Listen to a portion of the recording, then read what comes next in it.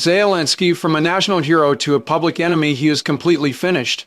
For a small country to take on a major power, the odds of winning were slim to begin with. The root cause of his defeat lies in his severe misjudgment of the international situation and his misplaced trust in the so-called commitments of his allies. When he dared to completely break with Moscow and launch a full scale war, his greatest confidence was counting on NATO, led by the United States, to step forward and stand firmly behind him. He naively believed that as long as Ukraine could join NATO, it would be a permanent solution, allowing him to rest easy ever after. But why didn't he realize that NATO is essentially a community of interests who would drag themselves into a quagmire of war and ask for trouble for a small Eastern European country? He fully believed that Europe and the United States would fight this war to the end with him at all costs, unaware that deep down, the United States and Europe are extreme realists and egostas.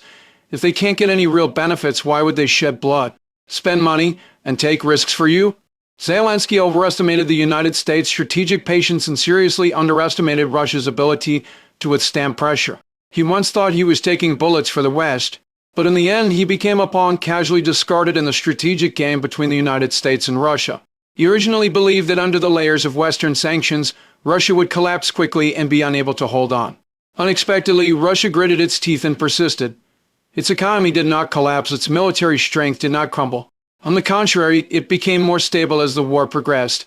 Not long ago, the situation was laid bare for all to see. The United States directly slapped its so-called 28-point peace plan in front of him. Sign it or not, if he refused to sign, he would step down immediately. Moreover, this resignation would not be a dignified exit. The consequences would be extremely serious. Putin was even less merciful. To negotiate, Ukraine must first replace President Zelenskyy. In Putin's eyes, Zelenskyy is nothing but a representative of an illegal regime, utterly unworthy of sitting at the negotiation table. Zelenskyy has been backed into a corner, trapped between a rock and a hard place. If he listens to the United States and signs the peace plan, it would be equivalent to personally betraying the country's core interests, be destined to be nailed to the pillar of Ukraine historical shame, and be cursed by future generations. If he insists on fighting to the end and refuses to sign, he is highly likely to be brought to court on corruption charges by domestic forces. After all, even the Minister of Justice and the Minister of Energy have resigned abruptly. When the tree falls, the monkeys scatter. Public support has long since vanished. They dragged their feet and then switched to 19-point peace plan. However, in Russia's eyes, this is nothing but a joke. The fighting will continue. What's even more explosive is that just as the government is on the verge of collapse, a shocking scandal has erupted. Ukraine's state-minus own nuclear power company has actually been emptied of $100 million. Frontline soldiers are fighting bloody battles, lacking food and ammunition, while senior officials in the rear are embezzling funds on a large scale to line their own pockets. With such incidents happening one after another, who would believe there are no external forces secretly stirring the pot? Anyone with discerning eyes knows it well. Zelenskyy's legal term of office has long expired. Ukraine should hold a new presidential election. Does he still have a chance to make a comeback? I think the hope is extremely slim.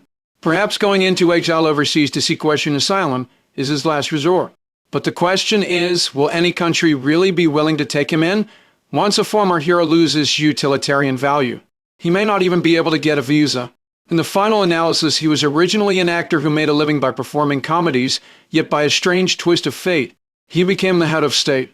He was a novice with no political experience at all, yet he jumped headfirst into the vortex of great power rivalry.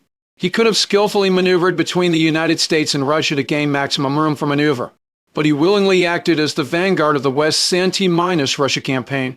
He could have held battlefield chips to initiate pragmatic negotiations with Moscow, yet he insisted on using the lives of Ukrainian soldiers to fill the bottomless pit of the battlefield.